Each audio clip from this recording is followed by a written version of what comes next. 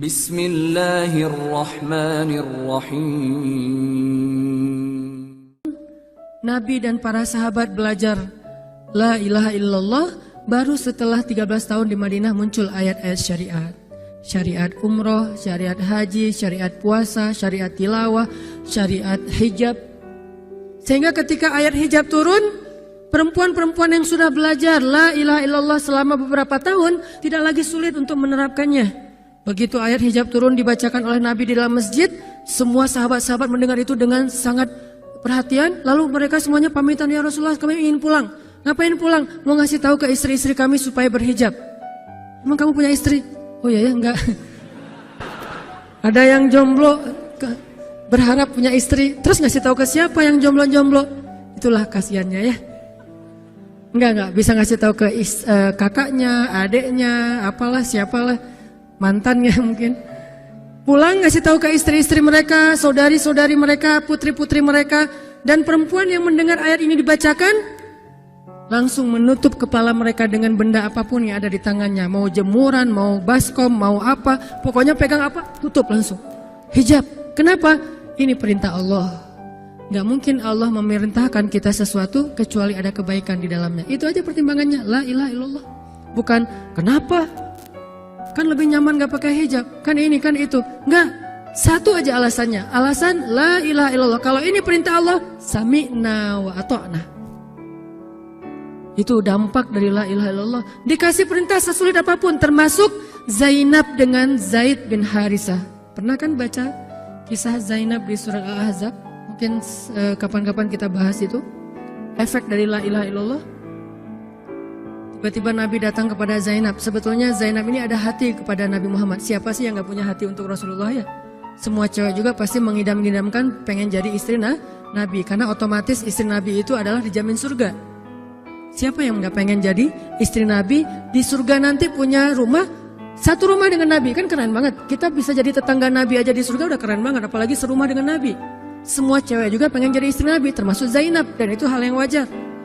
Pas Nabi datang ke rumah Zainab, Zainab udah kegeeran. Nabi bilang kepada keluarga Zainab, saya ingin melamar Zainab. Zainab udah bahagia. Untuk Zaid, untuk Zaid, bukan untuk Rasulullah. Zaid? Siapa Zaid? Anak angkatnya Nabi Muhammad SAW, bekas budak.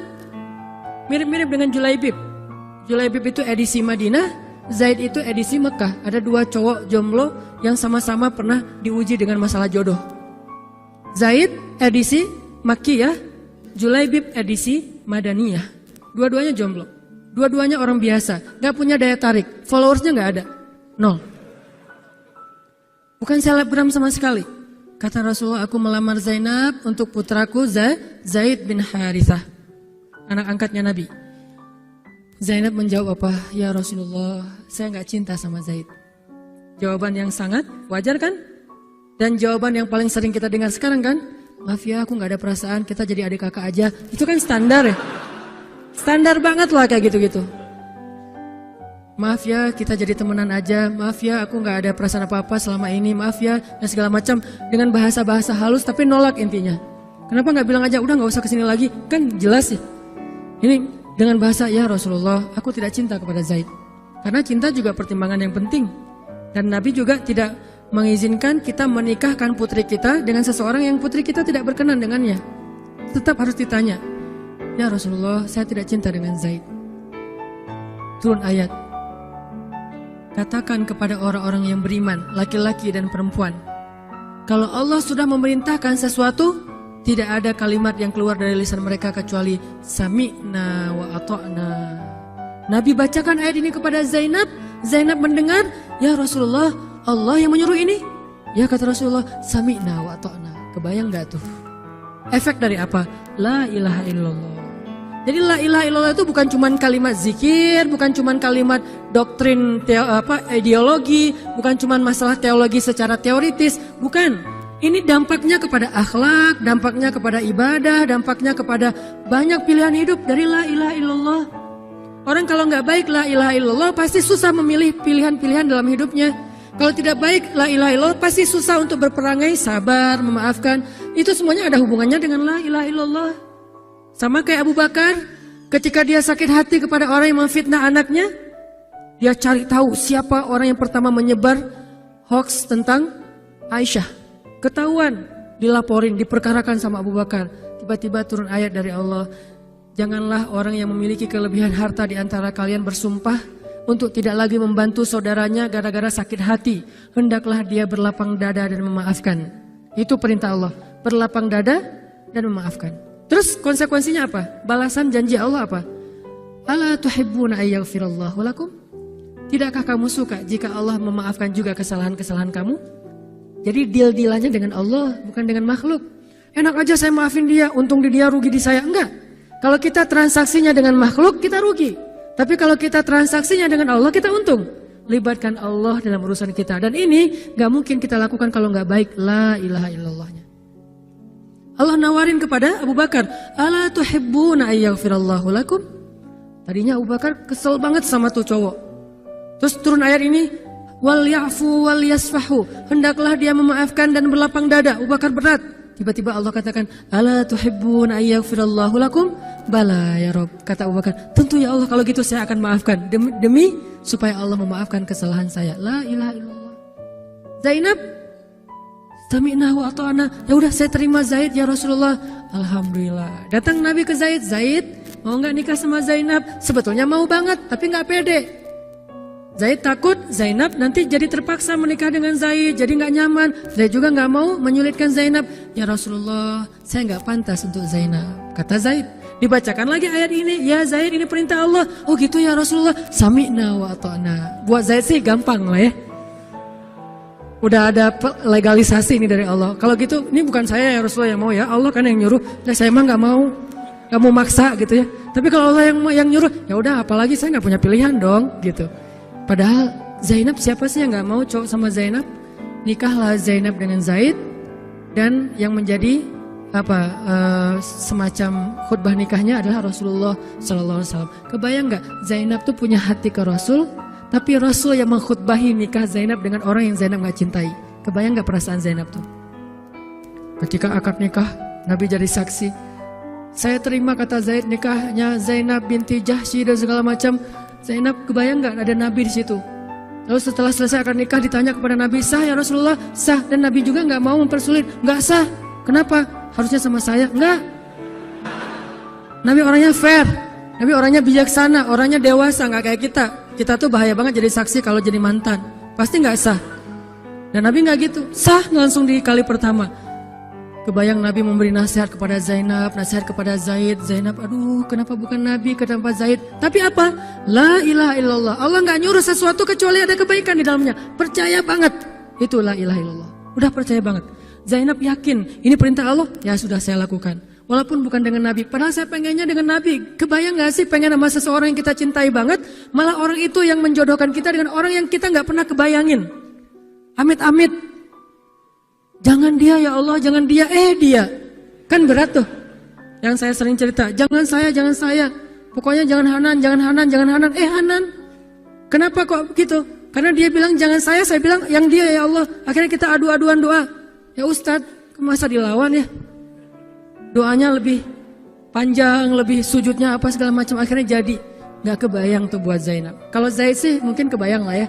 Gimana happynya Zaid menikah dengan seorang cewek yang semua orang Mekah pengen nikahin dia. Tapi kalau Zainab, itu hari-hari yang sangat berat. Malam pertama gak kebayang buat Zainab. Zaid. Begitu Zaid datang, Assalamualaikum Zainab. Gimana tuh? Ini kalau kita lihat dari angle manusia ya, karena Zainab juga manusia. Tapi semua emosional subjektif manusia redam dengan iman la ilaha illallah. Harapannya cuma satu, pasti ada kebaikan di sini. Pasti ada kebaikan di sini. Walaupun gak kebayang kebaikannya apa, pokoknya ada aja. La ilaha illallah. Nikah Zainab sama Zaid. Cekcok selama 1 tahun, gak pernah akur. Pulang kerja rame, berangkat kerja rame, pagi rame, sore rame. Gak cocok aja tuh Zainab sama Zaid. Berkali-kali datang berdua sama ke Rasulullah. Ya Rasulullah nasihati kami. Udah dinasihati pulang rame lagi. Di mobil aja berdua rame, macet apa segala. Ya udah nikmati aja rame gara-gara macet. Terus aja kayak gitu. Pokoknya selama 1 tahun mereka sering percekcokan rumah tangga. Jadi kalau kita ngelihat ada keluarga yang mungkin baru menikah kemudian bercerai, jangan menjudge mereka. Karena menikah itu ibadah, perintah Allah. Itu lebih baik daripada tidak menikah tetapi sudah melakukan banyak perbuatan dosa. Walaupun akhirnya nauzubillah ada hal-hal di luar dugaan, maka la'allahu khair, mudah-mudahan ada kebaikan. Mereka berani menikah muda aja, kita harus acungkan jempol. Mereka berani menikah muda aja, kita harus respect. Kan saya sering bilang no judgment, respect to other kan. Berani mengambil keputusan menikah muda, baru berhijrah udah langsung menikah. Itu bukti dari iman. Kenapa kita menjudge seolah-olah kita lebih baik dari dia? Emangnya kita berani melakukan hal yang mereka lakukan? Gak berani buktinya. Berarti dia lebih baik daripada kita. Walaupun kesudahannya, kalau mereka bercerai setelah menikah baru beberapa lama, ada yang lebih soleh dari mereka juga bercerai baru setahun menikah. Zainab dengan Zaid, dua-duanya dijamin surga. Dua-duanya dijamin surga. Pernikahan mereka cuma bertahan setahun. Setahun kemudian, Zaid datang kepada Rasulullah. Zaid bilang, ya Rasulullah, kayaknya udah gak bisa dipertahankan hubungan saya dengan Zainab. Zaid, sabar. Rasul ketika Zaid mau datang, sebetulnya udah dapat bocoran dari Allah. Allah udah ngejapri Rasulullah dalam bentuk ilham. Japrian Allah kan ilham ya. Japrian kita kan WA, itu juga habis kuota gak kebaca-baca. Kalau japrian Allah ke Rasul ilham. Ilhamnya apa? Kalau nanti Zaid datang, nanti baca di surat Al-Ahzab. Kalau nanti Zaid datang kepadamu meminta nasihat tentang Zainab, bilang kepada Zaid, ceraikan istrimu. Kalau udah diceraikan, nanti kamu nikahi Zainab. Ini perintahnya juga berat buat Nabi nih. Kebayang gak sih anak angkat kesayangan Nabi yang selama ini baik banget sama Nabi, tiba-tiba dia punya masalah dengan istrinya, disuruh cerain dengan niat kalau udah cerai nanti dia yang nikahin. Kan gak kebayang tuh buat Nabi. Ditambah lagi Nabi itu orangnya ra'fah banget, sangat gak enakan. Kita aja gak tega kayak gitu. Emang ada yang tega kayak gitu? Gak tega kan? Zainab mantan kita sih. Sekarang cowok itu datang ke kita, suaminya Zainab. Ustadz, gimana nih Zainab, perlu saya pertahankan? Emang kalian dari awal udah gak cocok, cerai aja deh. Kenapa? Entar lagi gue mau nikahin Zainab. Gak kebayang kan? Kok Ustadz ngomong kayak gitu? Dapat ilham. Berat kan? Nabi itu kayak gitu loh, kondisi emosional beliau yang zulzilu, terguncang. Gimana nih caranya? Saya nggak enak banget, nggak tega banget sama Zaid.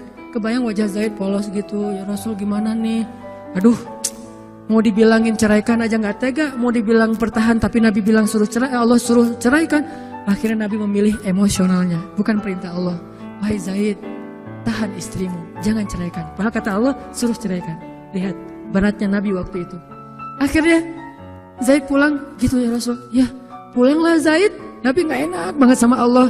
Terus akhirnya Zaid sampai ke rumah, namanya Allah yang nyuruh kan gak bisa dirubah ya. Kun fayakun, cerai juga tuh walaupun Nabi bilang sudah bertahan. Allah marah kepada Nabi. Kata Allah, kamu merasa gak enak kepada manusia, tapi kamu merasa enak kepada saya. Diadu oleh Allah tuh coba, emosional. Nabi langsung sujud, ya Allah ampuni saya benar-benar, saya tahu saya gak enak sama Allah, tapi juga saya gak tega sama Zaid. Kebayang gak sih ya Allah wajah Zaid yang polos kayak gitu, disuruh cerain terus saya nikahin istrinya. Gimana perasaan Zaid? Wahai Muhammad, kamu merasa gak enak kepada manusia, tapi enak kepada saya Muhammad. Astagfirullah ya Allah, minta ampun Nabi semalaman. Ini benar-benar gak kebayang sama Nabi. Tapi Allah pengertian lah, tahu Allah, Nabi itu bukan mau gak taat sama Allah, cuma emang gak tega banget sama Zaid. Akhirnya Allah ngambil keputusan sendiri, Zaid cerai dengan Zainab. Setelah selesai masa iddah Zainab, Allah katakan, Muhammad sekarang datang kepada Zainab, lamar Zainab. Dengan berat hati Nabi, tok pelan gitu, berharap gak dibukain pintu. Langsung udah ditunggu ternyata sama Zainab. Eng gitu, bukain pintu. Pas Nabi datang, Assalamualaikum, Waalaikumsalam gitu. Zainab udah punya firasat. Nabi mengatakan, Zainab, ada perintah dari Allah. Apa ya Rasulullah? Sami'na wa ata'na. Belum juga dikasih tahu. Sami'na. Allah menyuruh saya untuk melamar kamu Zainab. Untuk siapa ya Rasulullah? Curiga kan? Jangan-jangan orang lain lagi nih. Untuk siapa ya Rasulullah? Untuk saya. Masya Allah gitu. Cuman Zainab kan gengsi gitu lah. Masa cewek harus teriak-teriak gitu kan ya? Oh gitu. Padahal masuk ke dalam kamar. Wah gitu ya. Gigit jari apa, gaya-gaya cewek lah ya. Oh gitu, ntar ya saya pikir-pikir dulu sih. Saya istiqoroh dulu, Nabi diistiqorohin. udah diterima, sami'na wa ata'na. Dan inilah khair, kebaikan yang diharapkan oleh Zainab. Walaupun gak pernah terbayang, gak mungkin dong Zainab berpikir akan cerai setelah setahun kan. Tapi dia hanya yakin Allah itu gak mungkin nyuruh sesuatu yang gak ada kebaikannya buat kita. Gak mungkin, mustahil. Karena Allah gak pernah zalim kepada hambanya. Kenapa Allah kok muter-muter dulu kayak gitu? Allah pengen lihat Zainab itu menikahi Muhammad karena Allah atau karena dirinya sendiri. Kalau karena Allah, coba yang selain Muhammad berani nggak? Ternyata berani. Karena itu dia menjadi layak untuk Muhammad. Kalau dia nggak menerima Zaid, mungkin Zainab tidak akan pernah jadi istri Nabi karena tidak layak. La'allahu khair. Ini buah dari la ilaha illallah. Begitu juga yang masih culun-culun, yang mungkin badannya belum kebentuk, yang jerawatan misalnya kayak gitu, tiba-tiba memimpin pasukan militer yang jumlahnya ribuan, yang barisan pertamanya kibarus sahabah, sahabat-sahabat senior, as-sabiqunal awwalun minal muhajirin wal ansar. Termasuk siapa di dalamnya? Abu Bakar dan Umar. Kebayang nggak tuh? Memimpin pasukan yang di belakangnya itu Abu Bakar dan Umar. Maju, Abu Bakar dan Umar, ya, maju. Usama, kebayang Usama yang nyuruh. Abu Bakar, segaya. Umar maju. Zaid, anaknya Zaid. Tapi tidak ada yang bisa membantah. Kenapa? Itu wasiat Nabi sebelum wafat. Aku perintahkan kalian untuk dipimpin oleh Usamah bin Zaid. Karena dia adalah anak muda yang luar biasa. Itu hadiah Allah untuk Zaid. Karena dulu mau menikahi Zainab walaupun hatinya sebetulnya tidak mau. La'allahu khair, la ilaha illallah. Masing-masing dikasih kebaikan dengan cara-cara yang berbeda.